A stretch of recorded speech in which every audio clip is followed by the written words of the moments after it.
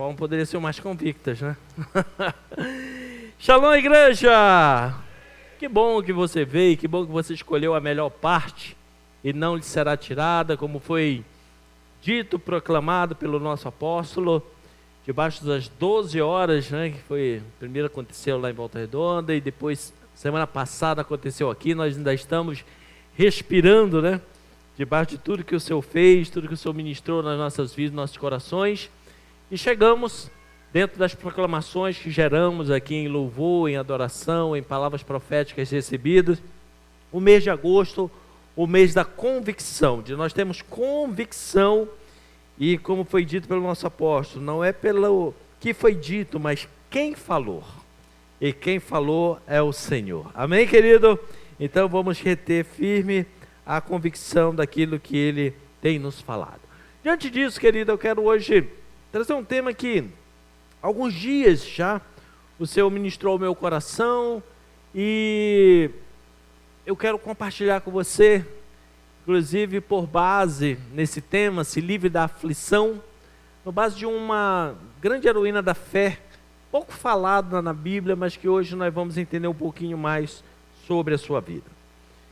Falar sobre aflição. O que seria aflição? Sabe aquele sentimento, obrigado, profundo, de desassossego, que você muitas horas está sem sossego, parece que não consegue arrumar as coisas na vida, aquela sensação que muitas vezes dá um aperto no peito, uma angústia, né? Diante de situações de perigo, de incerteza, de grandes preocupações, que você fica até ofegante, não sabe nem como fazer, como resolver, e às vezes as ideias que vêm, em vez de ajudar, mais atrapalham de que outra coisa. Isso é o que se define por aflição.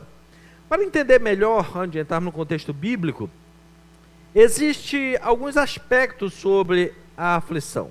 Primeiro deles, a aflição, ela pode ser emocional.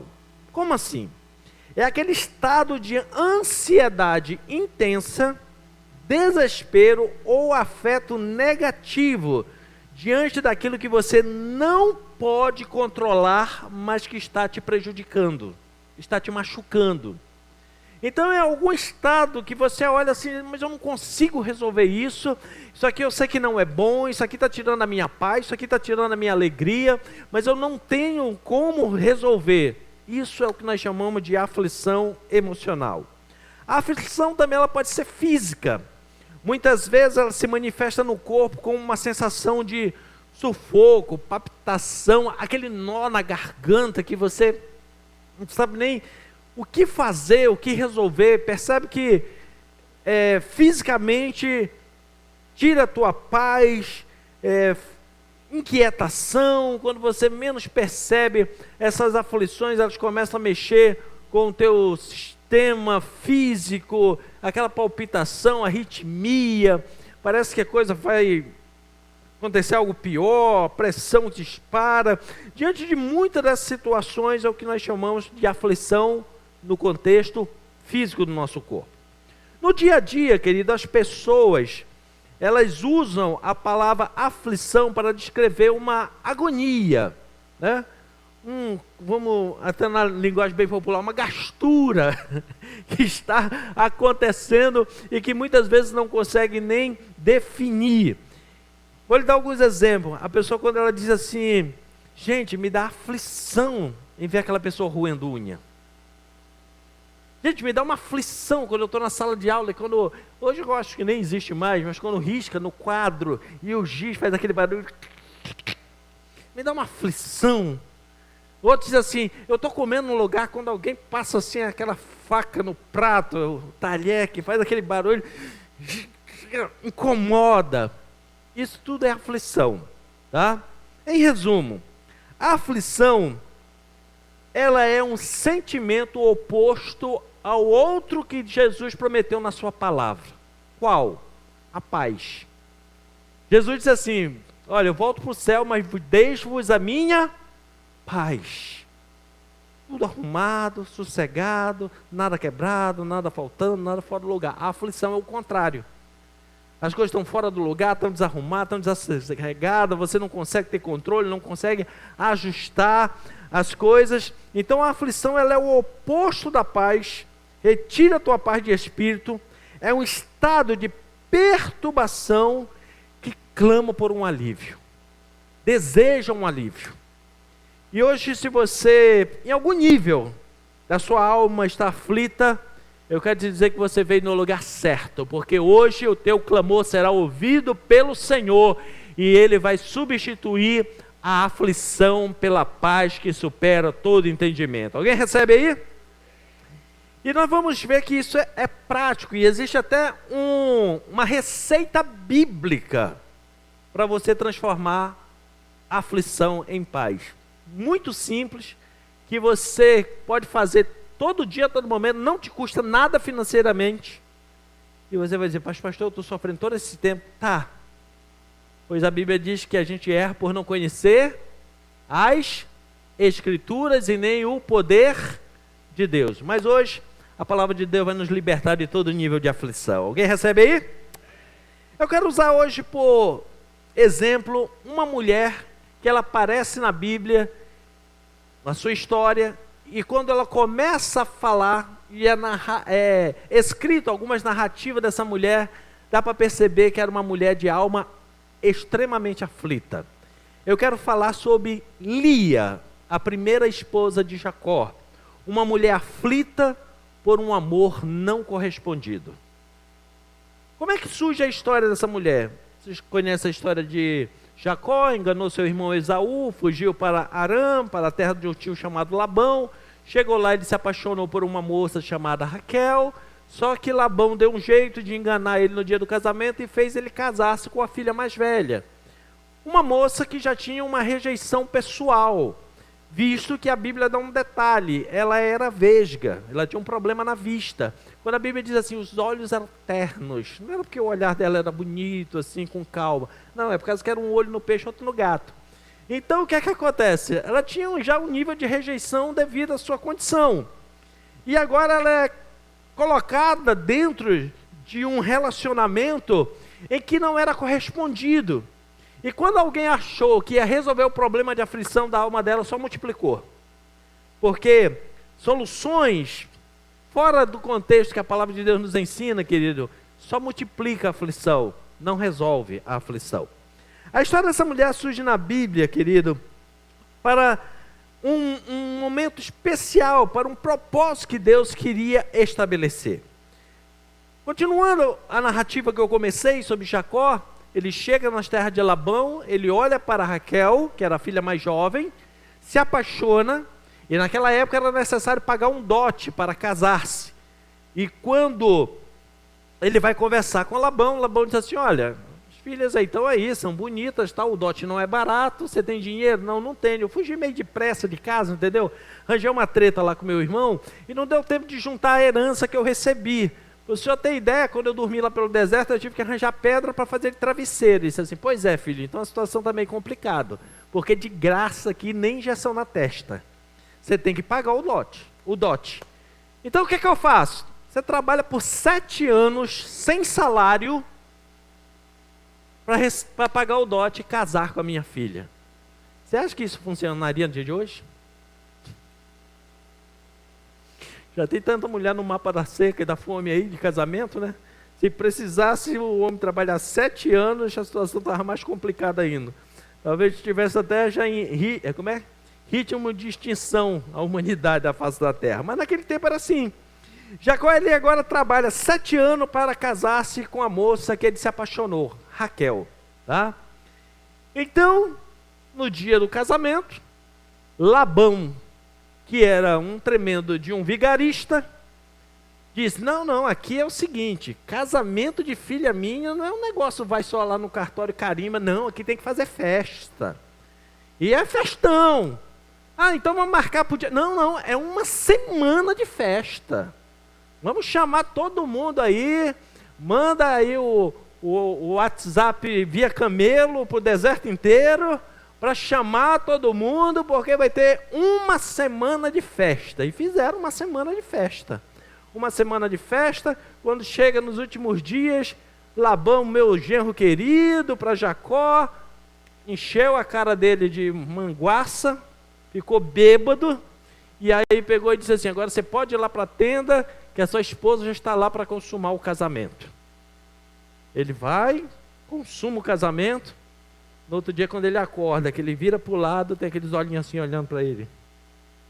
E ele toma um susto e diz assim: devo estar bêbado ainda.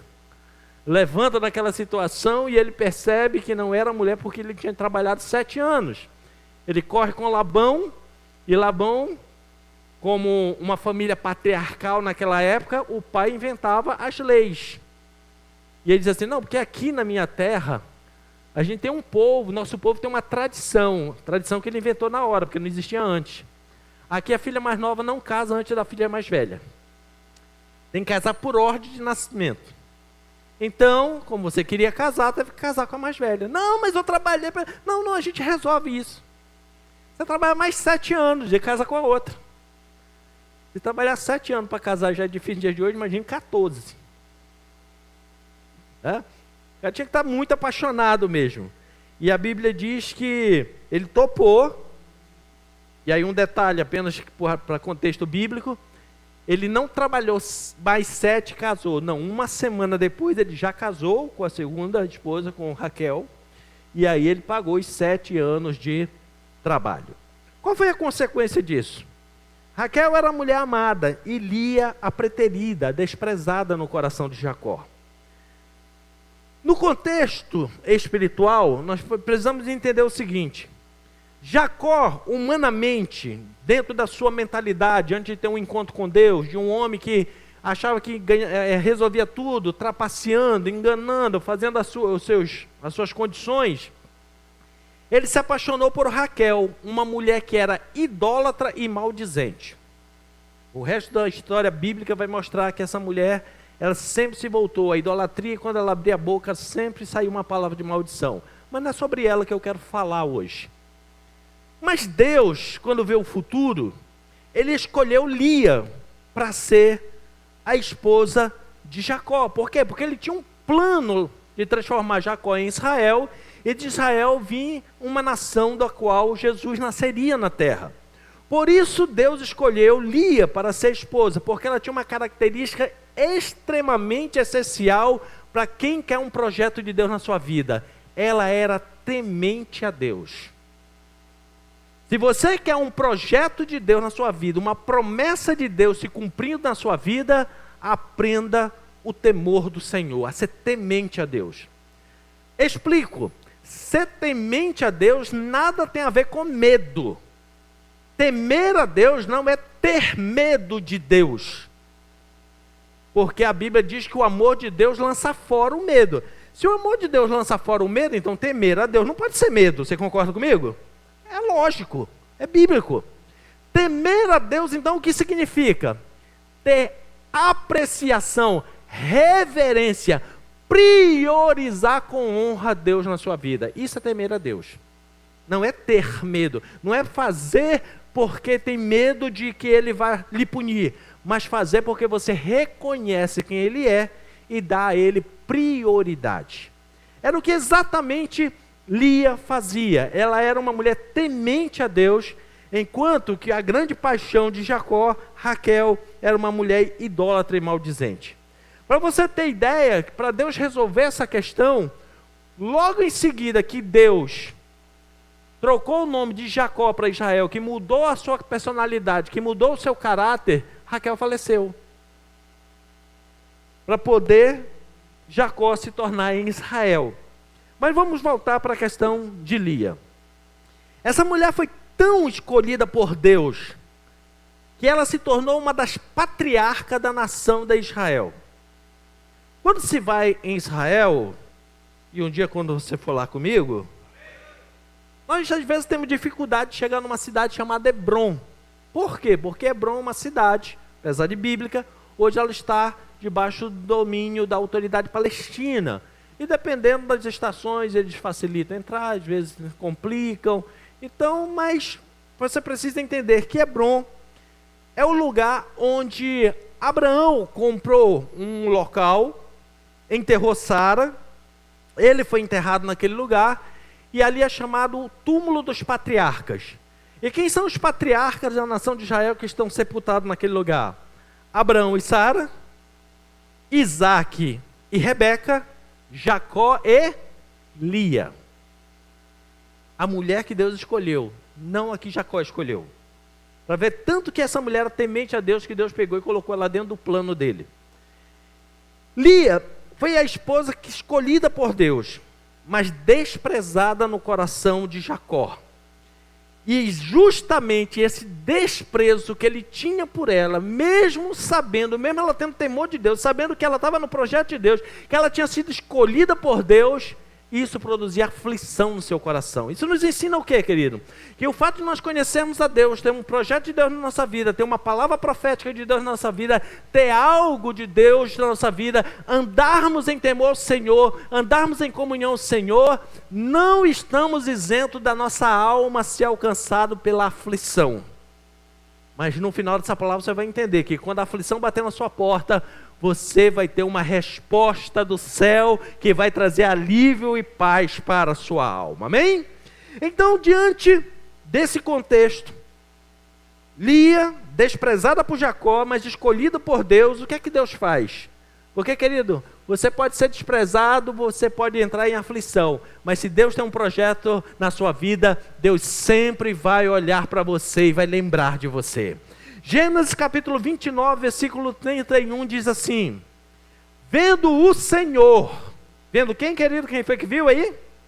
O Senhor, que Lia era desprezada, fê-la fecunda, ou seja, deu a ela a capacidade de engravidar, de ter filhos, ao passo que Raquel era estéril. Idolatria sempre traz esterilidade. Palavras de maldição, quando sai da boca, sempre traz esterilidade. Pode não ser genética, mas traz em outras áreas da vida, com certeza. Então Deus, vendo que Lia ela era desprezada por Jacó, mas fazia parte do plano dele, Deus agora a fez fecunda. A primeira lição que nós tiramos aqui é: quem é temente a Deus, mesmo que menosprezado pelo mundo, sempre será fecundo, e onde colocar a sua mão, prosperará. Aleluia! Se você tem um plano de Deus na sua vida, se você é temente a Deus de verdade, pode o mundo desprezar do jeito que quiser, a bênção do Senhor está sobre você, e onde você colocar a mão, prosperará de forma sobrenatural. Ainda bem que teve 2 crentes para receber. Por ser temente a Deus, o Senhor deu a Lia a mesma experiência que deu a Abraão alguns anos atrás. Somente 2 vezes na Bíblia, querido, vai aparecer o termo felô na Bíblia. Deus vai falando de muitas formas, muitos sinônimos, mas a mesma conotação Deus dá. O que significa quando a Bíblia diz assim, felô sair? Lembra de Abraão, quando ele estava lá no calor do meio-dia, entrou na tenda, ficou olhando para o lado de fora e pensando assim, será que a promessa vai cumprir? Será que Deus vai cumprir aquela promessa? Que um dia eu vou ser pai, vou ter um filho. E a Bíblia diz que Deus se apresentou a ele no calor do meio-dia e fê-lo sair. O que significa isso? É como se Deus tivesse colocado a mão na costa dele e empurrado ele para fora da tenda. Empurrou ele para fora da tenda, calorzão do meio-dia, mandou olhar para cima, solzão do deserto batendo na cara, e aí ele espera assim, raciocina comigo, você no lugar de Abraão, você está dentro da tenda, ali pensando, será que Deus vai responder? Será que Deus vai cumprir? Será que Deus vai cumprir a promessa? Será que Deus vai me dar um filho? Será que vai me dar uma descendência? Aí aparece Deus, te empurra para o lado de fora, aquele calorzão, manda você olhar para cima, o que você acha que Deus vai dizer para você? Vai falar nada? Estou contigo, a promessa vai se cumprir e tal. Mas Deus, ele tem um senso de humor abençoado. Ele leva Abraão meio-dia, manda ele olhar para cima, o solzão batendo na cara e diz assim, conta as estrelas. Parece doideira, né? Porque quando Deus manda fazer as coisas, querido, não é por vista, é por fé. Sem fé é impossível agradar a Deus. Importante é que nos apresentemos diante dele com fé, diz a palavra de Deus. Então o Senhor empurra ele para o lado de fora e diz assim: quantas estrelas? Se é que tu podes contar. Não dava para contar nem por causa do calor do dia, que não dá para ver estrela com sol a pino, muito menos de noite. Não dá para contar todas as estrelas do céu. Exatamente o Senhor fez isso com Lia. Quando ela estava aflita e desprezada, Deus fê-la fecunda. Ou seja, é como se Deus tivesse empurrado ela para frente da fila e dizer assim: Jacó pode até te desprezar, mas eu te escolhi. A partir de hoje você vai ter filhos. A partir de hoje você vai ser fecunda. A partir de hoje você vai ter resultado do teu clamor. E hoje eu quero profetizar sobre a sua vida, que Deus está neste lugar e Ele vai fazer a mesma coisa se você acreditar. Ele vai colocar a mão se você está parado, paralisado, acho que não tem jeito, tem solução, não vai se cumprir mais promessa de Deus na sua vida, que lá na sua casa não tem mais jeito, mas hoje Deus vai colocar a mão, vai empurrar a gente aqui para fora e vai dizer assim: olha para o céu, olha para a promessa, olha para o que eu já falei na sua vida, e a partir de hoje vou mudar a sua história e vou tirar toda a aflição da sua vida e do seu coração, porque não é da forma que você vê, mas é da forma que Deus já falou que fará pela tua vida. Receba, meu irmão. Aleluia. Aí o que é que Deus faz? Promete para eles assim: a partir de agora você vai ser fecunda. Mesmo capítulo 29, versículo 32 diz assim: concebeu Lia e deu à luz um filho, a quem chamou de Ruben, pois disse: o Senhor atendeu a minha... Atendeu o que, querido? Leia na tela. Aflição, por isso agora me amará o meu marido. Qual era a aflição daquela mulher? O marido não amava, a desprezava. Deus agora diz assim: eu vou fazer você uma mulher fecunda, produtiva. Abençoa, ela fica grávida. E quando ela engravida, que ela tem um neném, ela declara com a sua própria boca: eu era uma mulher aflita, mas o Senhor, Ele me atendeu na minha aflição. Só que o final do versículo ela estraga tudo. Agora o meu marido vai me amar. Rubens nasceu como primogênito para Jacó. Jacó ficou todo alegre, o primeiro filho que nasceu. Uau, meu primogênito, meu filho mais velho, minha descendência. Para Lia nasceu uma resposta da sua aflição, porque ela achava: agora, a partir do momento que eu tenho esse filho, o meu marido vai me amar, vai me dar atenção. Veja bem, Deus a fez fecunda, mas Lia canalizou a bênção de Deus para mendigar a atenção e o sentimento do seu marido. Quantas vezes nós caímos no mesmo erro? De pegar a bênção de Deus e canalizar para coisas que nós queremos resolver por causa de uma aflição da nossa alma. Em vez de cumprir o plano de Deus, deixar Deus fazer, a aflição da nossa alma nos leva a pegar até aquilo que Deus nos deu e tentar resolver o problema com a força do nosso braço. Qual foi a consequência disso? Jacó passou a amar Lia como nunca antes. Certo? Não. Ela continuou aflita, porque ela era menosprezada do mesmo jeito. E agora piorou. Porque Raquel, como era maldizente, ficava reclamando: eu não tenho filho. E agora ele tinha que dar mais atenção para reclamante de que para Lia, que achava que com a bênção que recebeu de Deus ia resolver o problema da sua aflição. Deixa eu te ensinar algo poderoso essa noite. Não basta ser abençoada por Deus se canalizarmos a bênção da nossa dor para a nossa aflição. Não adianta você pegar a bênção de Deus e dizer assim: não, eu vou pegar essa bênção de Deus aqui para resolver essa dor. Eu vou pegar a bênção de Deus para resolver a aflição. Não, querido. Quando você está enfermo, Você é louco o suficiente para pegar o primeiro medicamento na frente e tomar e dizer, esse aqui serve para tudo? A não ser um pessoal que eu conheci que fazia ato profético na dor. Qualquer coisinha que dava, abria a boca e dizia assim, em nome de Jesus, toma, enfiava na dor. E ficava assim, tipo, meu Deus. Só Deus mesmo para ter misericórdia. Não é assim, porque para cada enfermidade tem um nível de medicamento. Assim também, quando Deus te dá uma dor, quando Deus te dá uma bênção, querido, é Ele que define qual é o caminho da bênção. Não somos nós. Porque senão nós vamos cair nesse erro de pegar a bênção do Senhor e tentar suprir as nossas aflições, quando o remédio para a aflição é outro, que eu só vou dizer no final.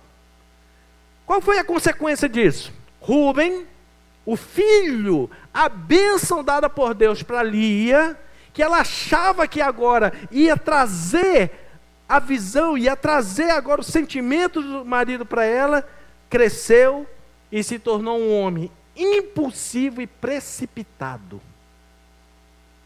que perdeu o direito da sua primogenitura por querer tomar posse da bênção antes da hora.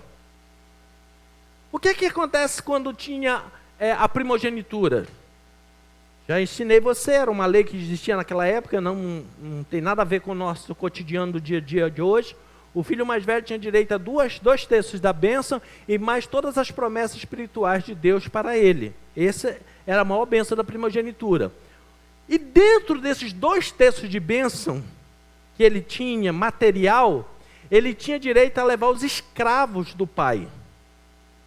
Quando a Bíblia relata sobre Jacó, diz que além de Lia e Raquel, as duas esposas, ele também tinha 2 outras mulheres que foi dado a ele por esposa, que eram escravos, Bila e Zilpa. Quando Rúben se tornou adulto e Jacó envelheceu, o que ele fez? Ele tomou posse de uma dessas escravas, chamada Bila. Inclusive manteve relação pessoal, íntima com ela. O que é que ele estava querendo dizer? Já estou tomando posse da minha herança. Quando ele fez isso, ele agiu por impulsividade e precipitação. E por causa disso, ele perdeu a bênção de Deus. Mas tudo começou onde?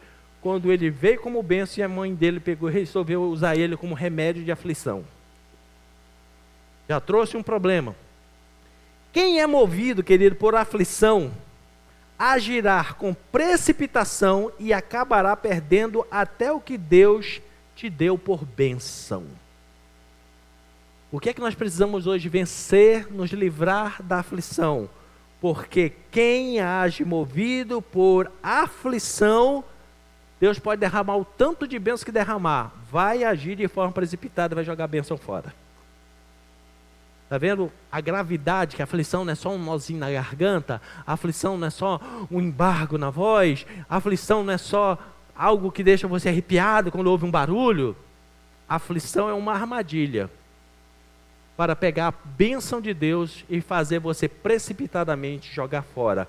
Mas hoje nós vamos vencer a aflição em nome de Jesus, amém?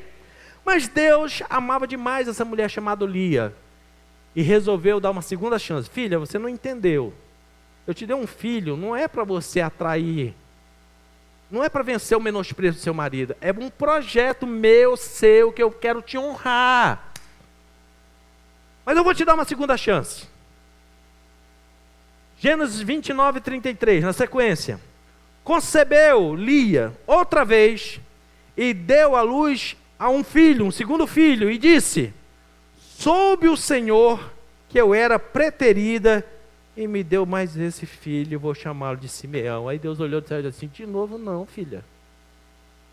Eu já dei um primeiro, você já fez besteira, estou dando um segundo, você vai fazer besteira de novo. E ela fez. Veio o segundo filho, chamado... E por que ela colocou o nome de Simeão? Porque o nome de Simeão significa assim, o Eterno me ouviu. O primeiro não deu certo, mas eu clamei, ele me ouviu de novo, agora ele me deu um segundo filho, e o meu marido vai deixar de me desprezar e vai me amar. Se a primeira vez não deu certo, você acha que na segunda deu? Hein? Não deu certo. Continuou sendo preterido por Jacó. Simeão cresceu. E qual foi a consequência dela pegar a segunda bênção de Deus e usar para tentar resolver a aflição dela. O segundo filho se tornou um homem traiçoeiro e violento. Se o primeiro era impulsivo e precipitado, o segundo era traiçoeiro e violento. Aquele que agia disfarçado, que estava morto na surdina para trair os outros. Capítulo 34 de Gênesis diz que esse rapaz, quando cresceu, foram morar, o seu pai Jacó e todos os seus filhos, foram morar numa cidade chamada Siquém. E quando chegou em Siquém, ele tinha uma irmã chamada Diná. E o príncipe da cidade de Siquém se apaixonou por ela. Só que tinha aquela questão, são de dois povos diferentes, tribo diferente, não pode casar, blá blá blá.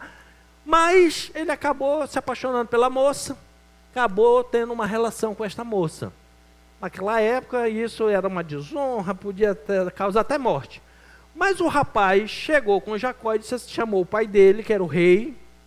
Foram lá com Jacó e disse assim: olha, reconheço que me precipitei com relação com a sua filha, mas eu quero honrá-la, eu quero casar com ela, eu quero transformar ela em princesa aqui do nosso reino, eu quero restaurar tudo, inclusive, o que é que eu preciso fazer? O senhor quer uma indenização por causa da desonra?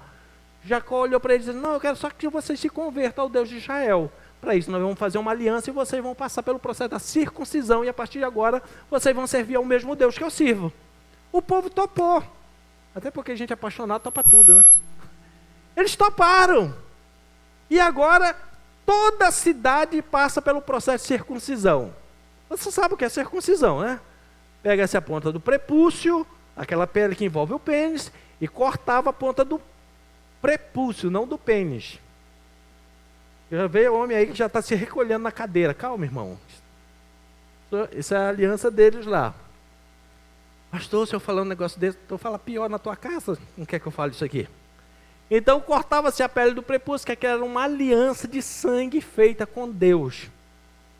Ok, todos eles fizeram. E você sabe que alguém, quando passa por uma cirurgia, precisa de uns dias para se recuperar, sim ou não? Sim. Então os homens daquela cidade estavam todos em convalescência, devido ao processo cirúrgico. Simeão convence um outro irmão, pegam espadas, depois que o pai tinha feito a aliança, já tinha apaziguado tudo, entram sorrateiramente na cidade de Siquém à noite e matam todos os homens que passaram na frente deles. Fizeram uma carnificina. Um menino que nasceu para ser uma bênção, agora se torna traiçoeiro e violento. Por quê? Porque a bênção foi usada para afagar dor do coração. O que é que nós aprendemos? Se nós não vencermos as aflições, os nossos sentimentos nos trairão. Por que é que precisamos vencer a aflição? Porque senão ela vai influenciar os nossos sentimentos vão nos trair e nós vamos fazer bobagem. Trairão e poderão perder até as alianças feitas com Deus e vai continuar na aflição do mesmo jeito. Por isso nós precisamos vencer a aflição. Ok, Deus olha do céu, como Deus é muito compassivo, olha de lá e diz assim: Lia, filha. Só faltou Deus dizer assim: pelo amor de Deus, eu já te dei um filho, para você começar uma descendência, para o Salvador vir no mundo, você pega o filho para atrair a atenção do seu marido, não deu certo. Eu dei um segundo filho para você, você tentou de novo, o menino foi rejeitado até pelo pai, se tornou violento. Vou te dar mais uma chance. Ei, Deus bom, né? Versículo 34 do capítulo 29. Outra vez, terceira vez, concebeu Lia e deu à luz já mais um filho e disse: agora, dessa vez, se unirá mais a mim o meu marido. De novo. Porque lhe dei à luz a 3 filhos, por isso se chamará Levi. Uma vez é pouco, 2 é bom, 3 é demais. Errar uma vez é erro, 2 é burrice, 3 já está fazendo pós-graduação. Errou a terceira vez. Porque ela pega o terceiro filho e diz assim, agora sim, agora vai dar certo. Sabe aquele negócio que você faz uma vez, deu errado, faz a segunda errada, aí você vai fazer a terceira e diz, agora vai dar certo? É que nem um indivíduo, pega o dinheiro do salário dele, vou jogar no tigrinho. Aí ele perde. Aí ele joga a segunda, perde. Não, agora vai dar certo. Ele põe mais dinheiro, perde de novo. Aqui era o tigrinho da vida de Lia. Agora vai dar certo. Agora o meu marido vai olhar para mim. Agora ele vai se unir mais a mim. Porque eu já dei 3 filhos. Se na primeira não deu certo, na segunda não deu certo, na terceira deu certo? Não. Claro que não. Erro repetido não conserta nada, meu irmão. Ela insiste na mesma estratégia que anteriormente não deu certo. Curar a aflição, atrair o sentimento do marido, porque nasceu mais um filho, mais uma bênção de Deus. Eu fico olhando Deus lá do céu e dizendo assim, Deus dizendo para ele mesmo, Deus me dá paciência. Porque esses meus filhos na terra, só por Deus. Imagine Deus dialogando com ele mesmo dessa forma. Aí você acha que deu certo? Claro que não. Ela continua aflita, desprezada, mesmo tendo 3 filhos. E quanto mais filho nascia, mais desprezava, porque Raquel ficava reclamando e ele tinha que ir lá dar assistência para o chororô dela. Cresceu Levi, e o nome Levi significa unido ou ligado. Ele se uniu a Simeão e foi lá matar o pessoal dentro de Siquém. Por quê? Projeto de Deus, quando você encaminha para a sua aflição, sempre vai dar errado. Diga comigo, projeto de Deus, se eu encaminhar para a minha aflição, vai dar errado. Ela pega, une, por isso Levi tinha o nome de unido. Ele faz aliança com Simeão, se torna traidor e violento, e participa daquela chacina que eu já acabei de relatar para você na cidade de Siquém. Entretanto, esse rapaz, os descendentes dele conseguiram dar uma virada na história. Diga, ufa! Esse aqui ainda conseguiu, lá na frente, dar um consertadinho na vida dele. Êxodo capítulo 32 diz que quando Moisés subiu a montanha, o povo lá embaixo inventou de fazer um bezerro de ouro. E quando Deus manda Moisés descer, Moisés chega lá embaixo e diz assim, o que foi que vocês fizeram enquanto eu estive ausente? Por isso que o nosso apóstolo diz assim, pastor tem direito de tirar 30 dias de férias, não pode tirar 40, senão quando ele voltar tem um bezerro de ouro pregando no lugar dele.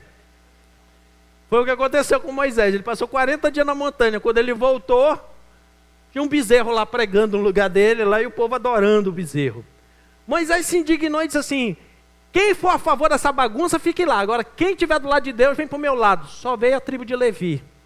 Aí foi a redenção, a grande virada.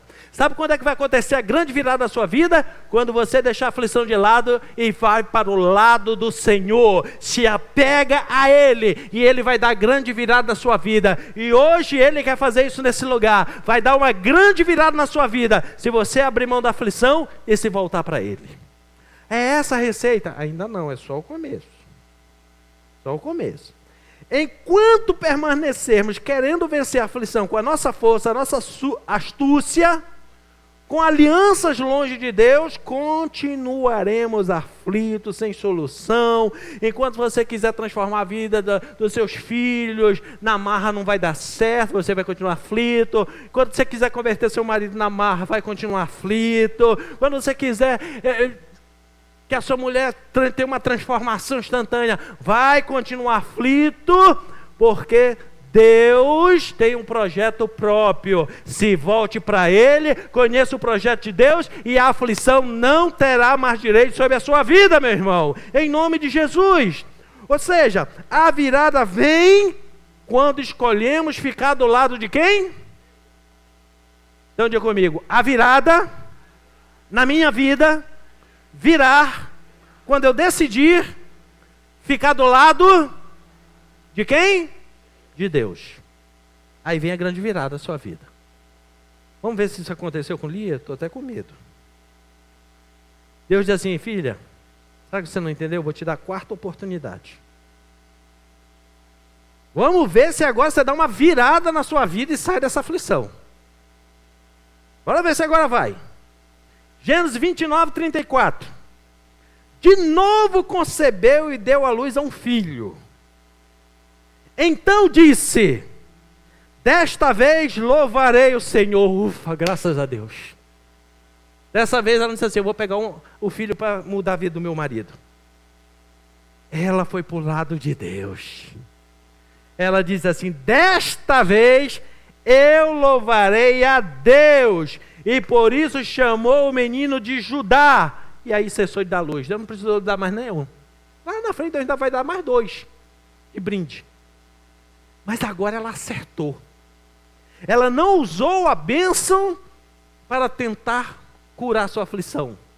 Ela não usou a bênção de Deus para tentar mais atrair a atenção do marido, o favor do marido, o amor do marido. Ela agora pegou o filho para louvar a Deus e colocou o nome do menino Louvor, porque Judá significa louvor.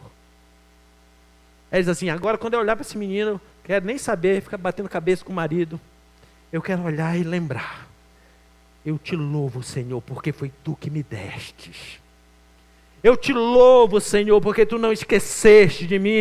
Eu te louvo, Senhor, porque tu és fiel para cumprir a tua promessa na minha vida. Aleluia! Dessa vez, Lia, querida, ela não usou o presente dado por Deus para amenizar sua aflição, nem para atrair o sentimento do seu marido. Ela fez diferente. Ela recebeu um filho como dádiva de Deus, foi para o lado de Deus e louvou a Deus. Aleluia! Pode celebrar o Senhor, meu irmão.